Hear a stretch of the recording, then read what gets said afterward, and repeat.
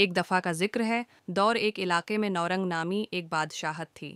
اس بادشاہت کے رحم دل بادشاہ کی اکلوتی بیٹی شہزادی ایلاف تھی جو نہایت حسین تھی۔ اس کی خوبصورتی کے چرچے پورے بادشاہت میں تھے۔ خوبصورت ہونے کے ساتھ ساتھ وہ رحم دل اور سمجھدار بھی تھی۔ کچھ مسائل کے باعث شہزادی کی شادی سپہ سالار خاور سے طے پاتی ہے۔ خاور اور شہزادی ایک دوسرے کو اچھی طرح جانتے تھے اور دوست بھی تھے، لیکن بادشاہ کے دل کو سکون نہ تھا۔ وہ شہزادی کے بارے میں بہت فکر مند رہتے۔ شہزادی کو پڑھائی کا بے حد شوق تھا۔ اس کا کمرہ کتابوں سے بھرا ہوتا۔ بادشاہت میں موجود ہر کتاب وہ پڑھ چکی تھی، لیکن ایک دن بادشاہ کی طبیعت اچانک خراب ہو جاتی ہے۔ ان کے جسم پر کانٹے چبھنے لگتے ہیں اور خارش کی وجہ سے ان کا جسم زخمی ہو جاتا ہے۔ صرف 2 دن میں بادشاہ کی حالت اتنی بگڑ جاتی ہے کہ ان کا سارا جسم خون سے رنگ جاتا ہے۔ شہزادی اپنے والد کی حالت دیکھ کر بے حد پریشان ہو جاتی ہے اور 4 دن شدید تکلیف سہنے کے بعد آخرکار بادشاہ کی سانسیں تھم جاتی ہیں۔ شہزادی بہت روتی ہے کیونکہ اس کے والد نے ماں اور باپ دونوں کا پیار دیا تھا۔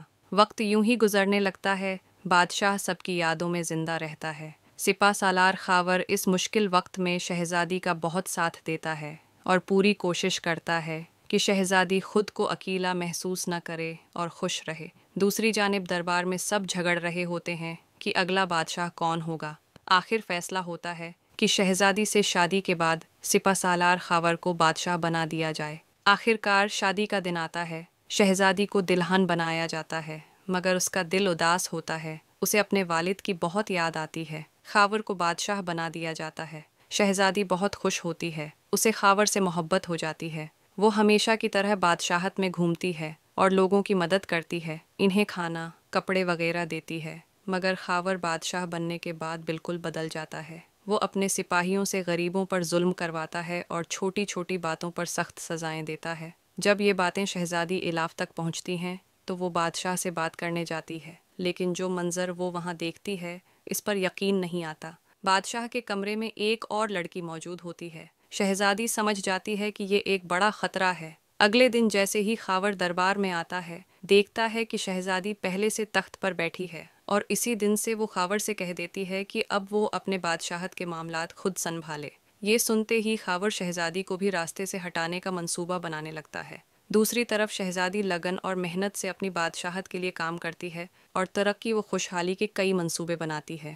دن گزرتے ہیں۔ ایک دن ایک نوکرانی شہزادی کے لیے جوس لے کر آتی ہے، لیکن جیسے ہی شہزادی جوس پینے لگتی ہے، نوکرانی اسے روک لیتی ہے اور بتاتی ہے کہ اس میں زہر ہے۔ وہ کہتی ہے کہ اسی نے بادشاہ کے کھانے میں بھی خاور کے دباؤ میں آ کر زہر ملایا تھا، لیکن اب وہ مزید گناہ نہیں کر سکتی۔ وہ شہزادی سے معافی مانگتی ہے اور بتاتی ہے کہ خاور نے اس کے بچوں کو قید کر رکھا تھا۔ شہزادی بہت غمزدہ ہوتی ہے اور اپنے والد کی کمی شدت سے محسوس کرتی ہے، جنہوں نے کبھی اسے کوئی تکلیف نہیں دی تھی۔ وہ کچھ سوچتی ہے اور صبح کا سورج نکلتے ہی خاور کو سپاہی گرفتار کر لیتے ہیں۔ خاور اپنی صفائی دینے کی کوشش کرتا ہے، مگر اس کی نہیں سنی جاتی۔ مار پیٹ کے بعد وہ اپنا جرم قبول کر لیتا ہے۔ شہزادی اسے ویسی ہی موت دیتی ہے جیسی اس نے بادشاہ کو دی تھی۔ پھر وہ اپنی بادشاہت پر توجہ دیتی ہے اور ایک بہترین ملکہ بنتی ہے، جو نہایت خوشحال اور کامیاب زندگی گزارتی ہے۔